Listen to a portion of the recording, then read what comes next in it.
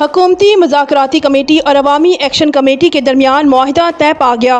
آزاد کشمیر کے دارالحکومت مظفر آباد میں حکومتی اور عوامی ایکشن کمیٹی کے ارکان نے مشترکہ پریس کانفرنس میں معاہدے کا اعلان کیا۔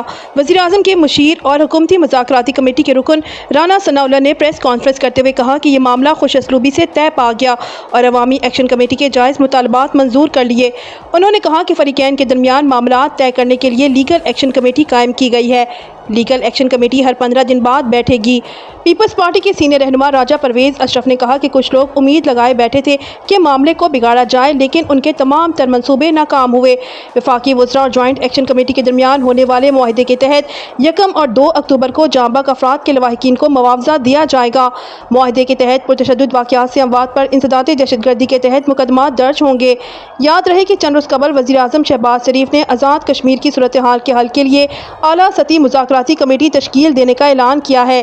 جوائنٹ ایکشن کمیٹی کے ساتھ مذاکرات کرنے والی حکومتی مذاکرات کمیٹی میں وزیر اعظم شہباز شریف کے مشیر رانا ثناءاللہ، وفاقی وزیر طارق فضل چودھری، احسن اقبال اور سردار یوسف امیر مقام کے علاوہ پیپلز پارٹی کے رہنما راجہ پرویز اشرف اور قمر زمان کائرہ شامل تھے۔